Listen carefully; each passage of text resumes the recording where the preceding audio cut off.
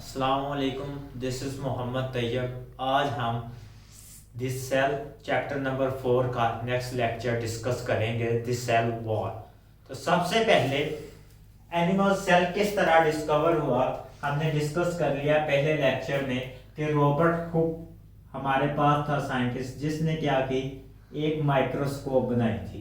अब माइक्रोस्कोप बनने के बाद इसने कॉर्क को ऑब्जर्व किया माइक्रोस्कोप के नीचे, और इसे क्या टिनी एम्प्टी कंपार्टमेंट नजर आया, जिसे हमने क्या कहा सेल का नाम दिया था। अब वो टिनी एम्प्टी कंपार्टमेंट क्या थे? एक बाउंड्री वाल से सराउंडेड थे। क्या थे? एक बाउंड्री वाल से सराउंडेड थे।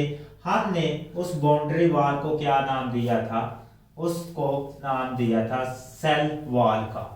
अब डिस्कवर किसने की? रॉबर्ट हुक ने। और कब डिस्कवर की? हमारे पास 1665 में।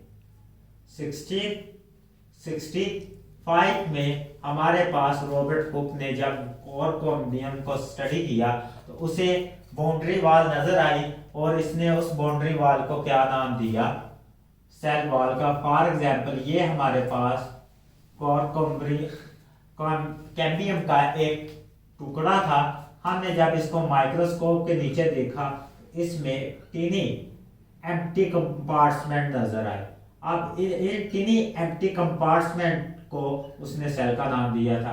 तो ये वाली जो इनकी बाउंड्री वॉल है, इसको उसने क्या नाम दे दिया था फिर? सेल वॉल का।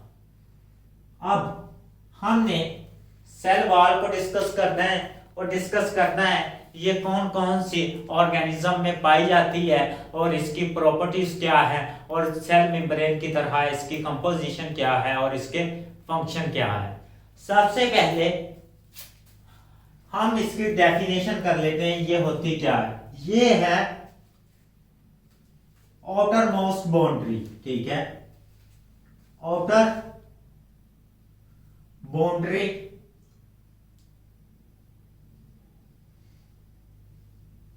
ठीक है, present in the cell, in the cell after the cell membrane. ठीक, या प्लाज्मा मेम्ब्रेन जिसे हमने कहा था। उसके बाद ये हमारे पास क्या बाउंड्री वॉल प्रेजेंट होती है, जिसे हमने क्या कहा था? सेल वॉल का नाम दिया। फॉर एग्जाम्पल हमारे पास एक सेल है, प्लांट सेल। ये प्लाज्मा मेम्ब्रेन उसको सराउंड किया हुआ है, और इसके सेंटर में हमारे पास क्या है? एक न्यूक्लियस है। अब प्लांट सेल की ये प्रॉपर्टीज है कि इसकी प्लाज्मा मेम्ब्रेन के गिर्द एक वॉल होती है। प्लाज्मा मेम्ब्रेन के गिर्द एक वॉल होती है, जो कि स्ट्रक्चर में रिजिड होती है, और इसका बहुत इंपॉर्टेंट फंक्शन है प्लांट में। इसको हमने क्या कहा है? Cell wall. इसको क्या कहा है? Cell wall. इनर जो है हमारे पास है प्लाज्मा मेम्ब्रेन। इसको क्या कहा है हमने? प्लाज्मा मेम्ब्रेन, यानी कि सेल मेम्ब्रेन। और ये हमारे पास क्या है? न्यूक्लियस। तो अब हमने ये भी स्टडी करना है कौन सा स्ट्रक्चर सेल्स का क्या है? लिविंग है, और कौन सा स्ट्रक्चर नॉन लिविंग है। तो अगर हम किसी भी सेल से क्या अगर हम किसी भी सेल से सेल वॉल को रिमूव कर दें, यानी कि प्लांट के सेल से हम क्या करें? सेल वॉल को रिमूव कर दें, तो क्या होगा कि ये सेल सरवाइव कर सकता है? तो इसका जवाब है यस, ये सेल सरवाइव कर सकता है। तो इसका मतलब हमारे पास जो लिविंग कंपार्टमेंट है सेल के, वो किस पे कंसिस्ट होते हैं? वो हमारे पास लिविंग जो सेल का पोर्शन है, हम उसको डिस्कस कर लेते हैं किस पे कंसिस्ट होता है? Living portion. तो इसमें लिविंग पोर्शन में हमारे पास सेल का आता है न्यूक्लियस, अगर वो क्या है? प्लांट सेल है, प्लस साइटोप्लाज्म, और प्लस हमारे पास आती है सेल मेम्ब्रेन। यानी कि प्लाज्मा मेम्ब्रेन। ये है प्लांट का लिविंग पोर्शन। अब नॉन लिविंग पोर्शन कौन सा है? ये सेल वॉल है। नॉन लिविंग पोर्शन कौन सा है? ये सेल वॉल है। क्यों? अगर सेल वॉल को अगर हम रिमूव कर भी दें तो ये सेल क्या कर सकता है? सर्वाइव कर सकता है एनवायरनमेंट पे। ये सेल क्या कर सकता है? सर्वाइव कर सकता है। तो इसका मतलब जो नॉन लिविंग पोर्शन है सेल, प्लांट सेल का, वो क्या है? Cell wall. तो आप याद रहेगा कि सेल मेम्ब्रेन हमारे पास लिविंग पोर्शन में आती है। अगर हम प्लाज्मा मेम्ब्रेन को यानी कि सेल मेम्ब्रेन को रिमूव करेंगे तो प्लांट सेल क्या हो जाएगी? उसकी डेथ हो जाएगी। लेकिन अगर हम क्या करें? सेल वॉल को रिमूव करें तो ऐसे प्लांट सेल की डेथ नहीं होती। इस वजह से सेल वॉल क्या है? हमारे पास नॉन लिविंग है और हमारे पास प्लाज्मा मेम्ब्रेन क्या है? वो लिविंग पोर्शन में आती है। नेक्स्ट हमने इसके लिहाज से एक टर्मिनोलॉजी डिस्कस करनी है जिसे हम कहते हैं प्रोटोप्लास्ट की। ठीक, क्या कहते हैं उसको? एक टर्मिनोलॉजी है प्रोटोप्लास्ट। प्रोटोप्लास्ट। अब प्रोटोप्लास्ट कौन से सेल्स को कहते हैं?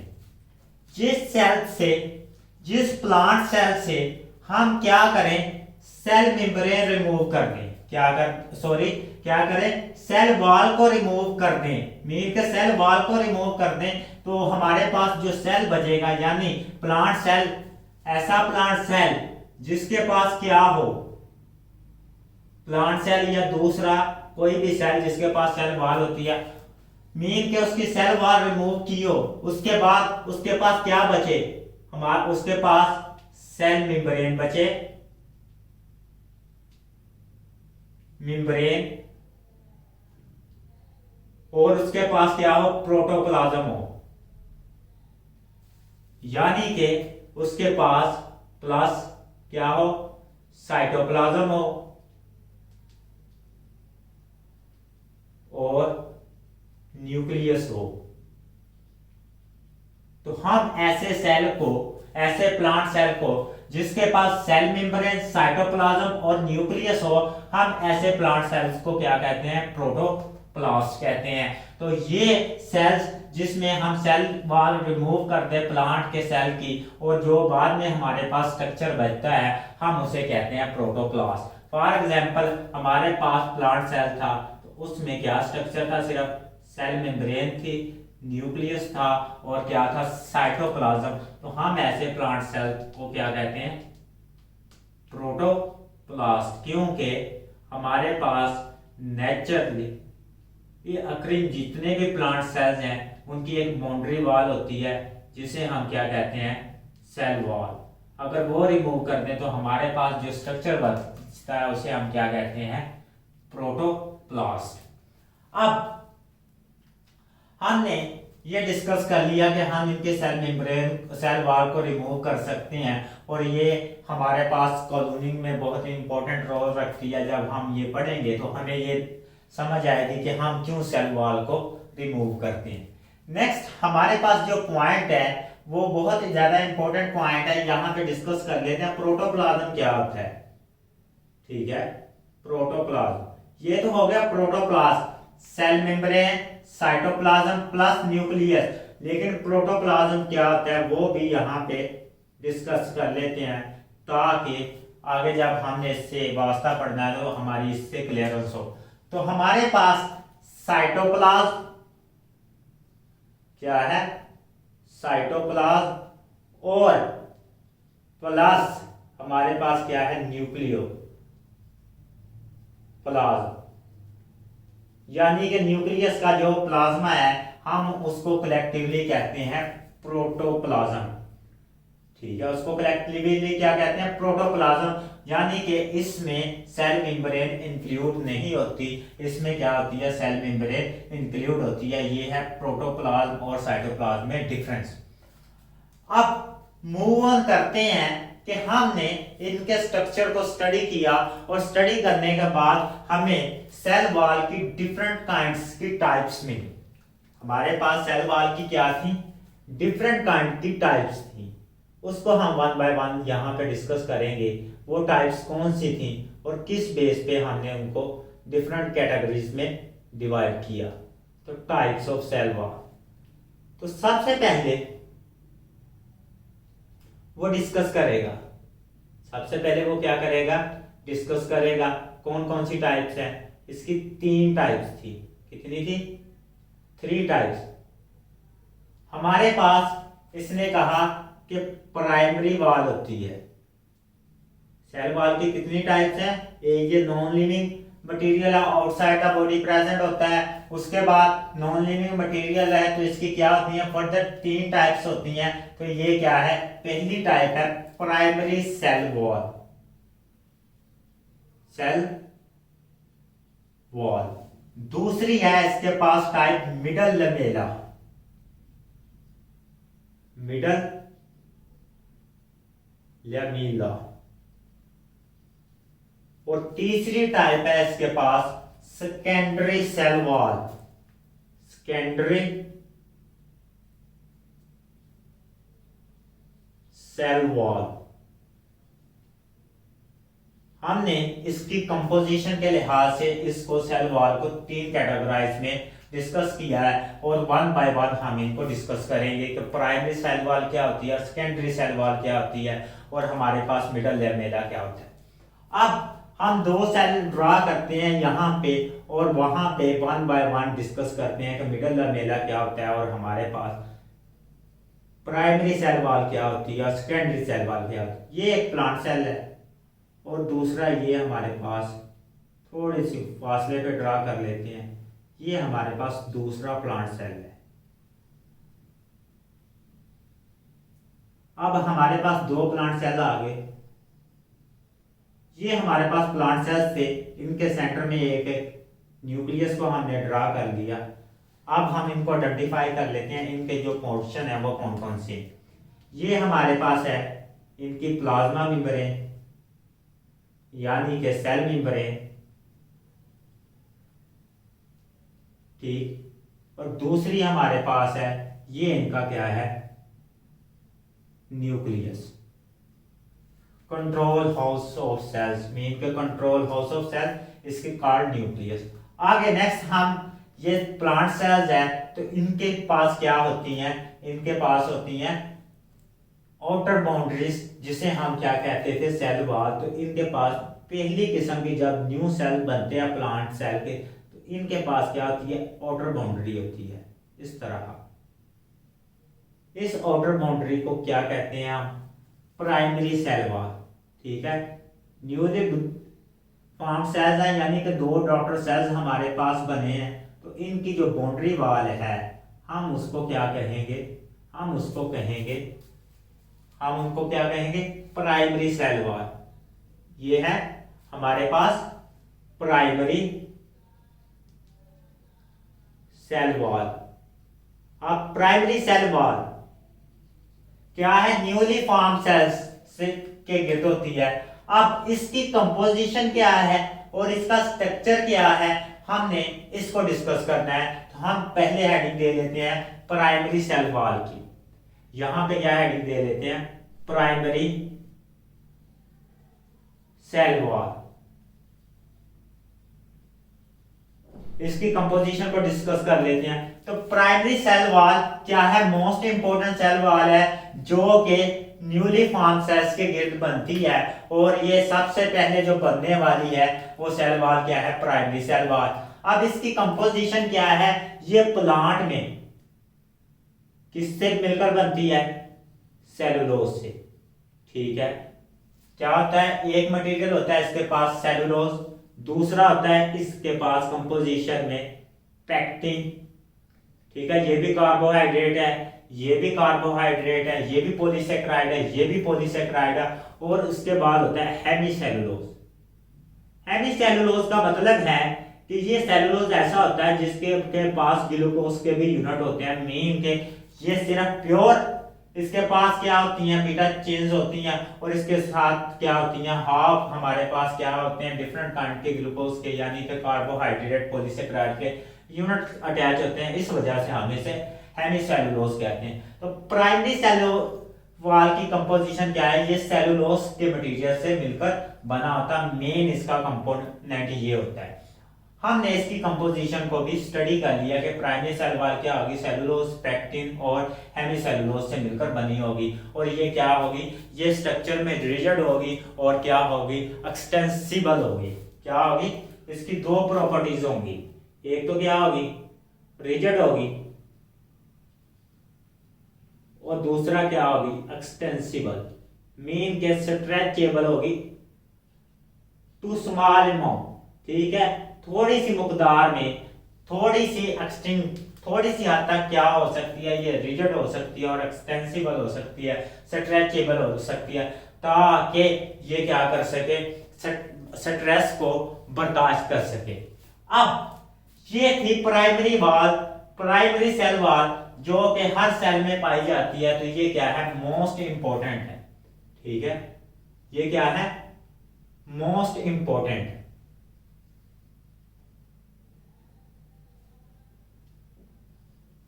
प्राइमरी सेल वॉल क्या है, हमारे पास मोस्ट इंपोर्टेंट सेल वॉल है जो कि हर सेल में हमारे पास पाई जाएगी। अब हम डिस्कस करते हैं मिडल लमेला को। मिडल लमेला क्या होती है, दो सेल्स हैं, उसमें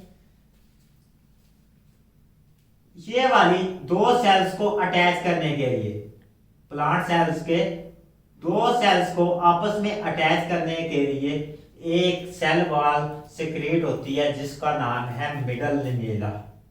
जिसका नाम क्या है, मिडल लमेला। ये क्या होती है, शीट की तरह होती है और दो सेल प्लांट सेल के दरमियान पाई जाती है। अब इसकी कंपोजिशन क्या है और ये किन चीजों से मिलकर बनती है, ये भी इन्हीं चीजों से मिलकर बनती है।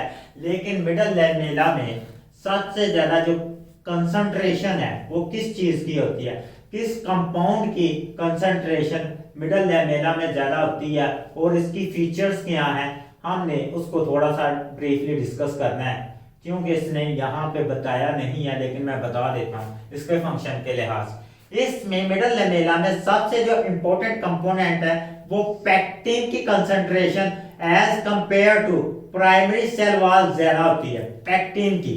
अब पेक्टिन क्या है, ये पॉलीसेकेराइड हमारे पास जेली लाइक मटेरियल होता है, मीन के जेली लाइक मटेरियल ये होता है। और जेली लाइक मटेरियल क्या करता है, ये दो चीजों को यानी दो सेल्स को आपस में अटैचमेंट फराहम करता है। ये हम पेक्टिन क्या करते हैं, हम अपनी जेलीस बनाने में भी यूटिलाइज करते हैं। ये ऐसा पॉलीसेकेराइड है जो कि मिडल लमेला में सबसे ज्यादा पाया जाता है। अब ये होगी हमारी primary cell wall, middle lamella होगी, और थर्ड हमारी रहेगी सेकेंडरी सेल वॉल।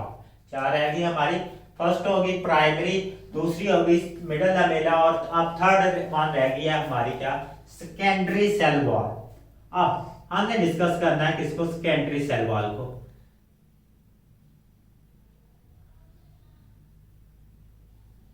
अब secondary cell wall plant cells के मोस्ट इंपोर्टेंट जो सेल्स फंक्शन परफॉर्म करते हैं, मीन के सेल प्लांट की बॉडी को स्ट्रेंथ प्रोवाइड करते हैं। तो उन प्लांट सेल्स ने एक सेकेंडरी सेल वॉल डेवलप की है जिसमें खास किस्म के मटेरियल को डिपॉजिट करता है, और वो क्या होती है, ज्यादा हार्ड होती है as compare to dead wall. तो वो जो सेल सिक्रीट करते हैं, हम जैसे जाइलम को पढ़ते हैं, फ्लोएम को पढ़ते हैं, हम क्या करते हैं, वो ट्रांसपोर्ट का फंक्शन करते हैं। तो उसमें उनके सेल्स में क्या होता है कि हमारे पास सेल मेम्ब्रेन और प्राइमरी सेल वॉल के दरमियान एक मटेरियल सिक्रीट होता है जिसे हम कहते हैं लिगन, ठीक है। ये वाली इसे हम कहते हैं secondary cell wall. Secondary cell wall ये प्राइमरी और प्लाज्मा मेम्ब्रेन के दरमियान होती है, ठीक है। प्राइमरी सेल वॉल और किसके दरमियान होती है, प्लाज्मा मेम्ब्रेन के दरमियान होती है। हम इसे क्या कहते हैं, सेकेंडरी सेल वॉल। और इसकी कंपोजिशन में कौन कौन से मटेरियल होते हैं, इसकी कंपोजिशन में जो मोस्ट इंपोर्टेंट मटेरियल है वो होता है लिगन, ठीक है, लिग्निन। ये मोस्ट इंपोर्टेंट इसका जो मटेरियल है। उसके बाद इसमें पेक्टिन भी होती है, ठीक है, इसमें क्या होते हैं, इनऑर्गेनिक साल्ट्स भी होते हैं, और इसमें क्या होती है, बेसिस यानी कि फास्फोलिपिड्स भी होते हैं। ये इसकी डिफरेंट कंपोजिशन है, और इसमें जो मोस्ट इंपॉर्टेंट है हार्डनिंग मटेरियल है जिसे हम कहते हैं लिग्निन, वो प्रेजेंट होता है जो इसको मोस्ट हार्ड करता है और क्या करता है, इसको टफ करता है, और इसकी टफनेस की वजह से क्या होती है, ये ज्यादा स्ट्रेंथ होती है। अब ये सेल वॉल का फंक्शन क्या है, हमने वन बाय वन फंक्शन को डिस्कस करना है कि ये सेल वॉल के फंक्शन क्या है। हमने इसकी कंपोजिशन को डिस्कस कर लिया, अब हम इसके फंक्शन को डिस्कस करेंगे प्लांट में, ठीक है। अब फंक्शन क्या है कि ये प्लांट में प्रोवाइड करती है सपोर्ट, क्या करती है, प्रोवाइड सपोर्ट प्रोवाइड करती है। अब सपोर्ट किस तरह प्रोवाइड करेगी, अब हमारे पास कोई प्लांट सेल है, वो क्या करता है, अपने अंदर साइटोप्लाज्म में मिनरल स्टोर करता है, ठीक है। ये प्लांट सेल्स है हमारे पास, इसमें क्या है, साइटोप्लाज्म है, यहाँ पे सॉल्ट की कंसंट्रेशन हायर।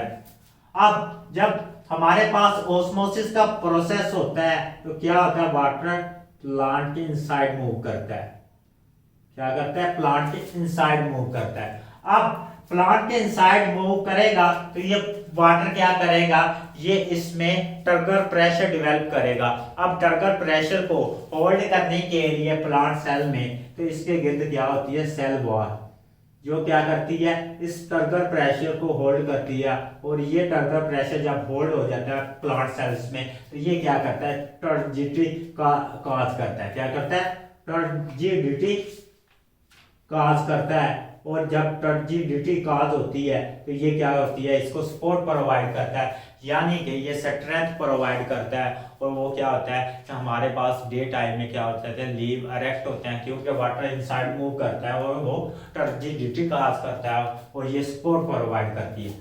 अब ये सेल वॉल में स्पेशल काइंड के पोर्स होते हैं, ठीक है, क्या होते हैं, सुराख होते हैं, ठीक है। सुराखों को क्या करते हैं, वो सुराख क्या करते हैं, एक प्लांट सेल को दूसरे प्लांट सेल के साइटोप्लाज्म से कांटेक्ट करते हैं, मीन के एक प्लांट सेल के साइटोप्लाज्म का कांटेक्ट दूसरे प्लांट के साइटोप्लाज्म से होता है एक्सचेंज ऑफ मटेरियल के लिए। इन पोर्स को हम कहते हैं प्लाज्मोडेस्माटा, क्या कहते हैं, प्लाज्मोडेस्माटा। तो ये प्लाज्मोडेस्माटा क्या करते हैं, हमारे पास एक्सचेंज ऑफ मटेरियल के लिए यूज होते हैं। तो ये क्या है, plasmodesmata exchange of material, plasmodesmata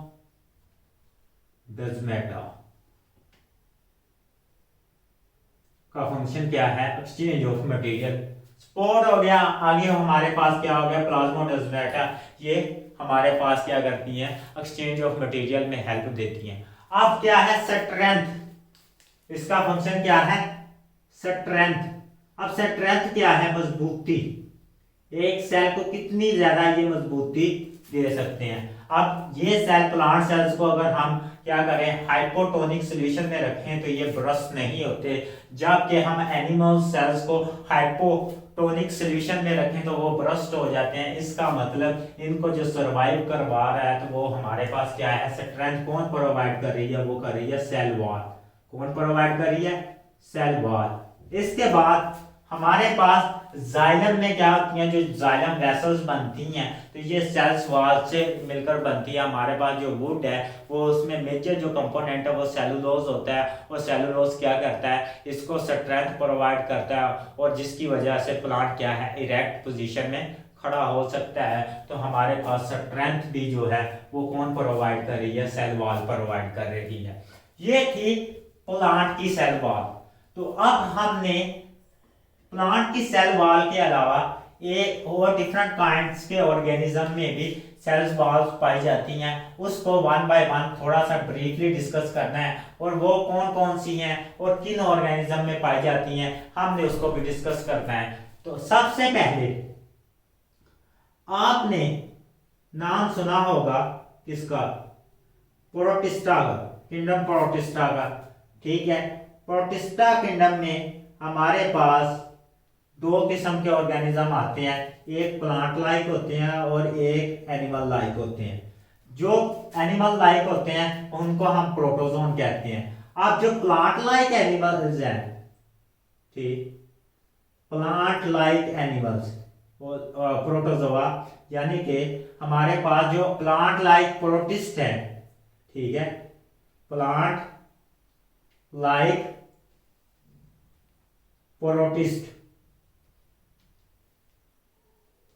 इनमें भी सेल वॉल मौजूद होती है क्योंकि ये फोटोसिंथेसिस का अमल करते हैं। इनमें भी क्या होती है, सेल वॉल मौजूद होती है। लेकिन इन सेल वॉल की कंपोजिशन इनकी सेल वॉल की कंपोजिशन से डिफरेंट होती है। उनकी सेल वॉल की कंपोजिशन किस तरह की होती है, हमने उसको डिस्कस करना है। तो सबसे पहले हमारे पास जो मेजर एग्जांपल है वो हमारे पास जो प्रोकैरियोटिक सेल्स में मेजर एग्जांपल है वो क्या कहते हैं, पेप्टाइडोग्लाइकेन की बनी होती है। ठीक है, किसकी है, ठीक है, प्रोकैरियोट्स में। अब बैक्टीरिया, प्रोकैरियोट्स में कैरियोट्स, इनमें भी सेल मेम्ब्रेन और सेल वॉल पाई जाती है और वो किसकी बनी होती है, प्लांट में सेलुलोज मेजर था, इसमें क्या होती है, पेप्टाइडोग्लाइकेन, पेप्टाइडोग्लाइकेन्स। अब पेप्टाइडोग्लाइकेन की जो सेल वॉल है वो किस में पाई जाती है, वो पाई जाती है हमारे पास बैक्टीरिया में। इसमें बैक्टीरिया में मेन के एक हमारे पास अमाइनो एसिड होते हैं, इस तरह ये कंपोनेंट है अमाइनो एसिड, ये कंपोनेंट है अमाइनो एसिड का, जो क्रॉस लिंक होते हैं किससे, ग्लाइकेन्स की चेन से। किससे, हमारे पास किसकी चेन से, ग्लाइकेन्स की चेन से क्रॉस लिंक होते हैं इस तरह। हम इसको क्या कहते हैं, पेप्टाइडोग्लाइकेन की जो सेल वॉल है बैक्टीरिया में वो किससे बनती है, पेप्टाइडोग्लाइकेन के। अब बैक्टीरिया में एक और टाइप्स है जिसे हम क्या कहते हैं, आर्चियोबैक्टीरिया। ठीक है, उनमें किससे मिलकर बनी होती है, वो होती है आर्चियोबैक्टीरिया को हम डिस्कस कर लेते हैं यहाँ पे, आर्चियोबैक्टीरिया। उनमें सेल वॉल किससे मिलकर बनती है, हम उसको भी डिस्कस कर लेते हैं।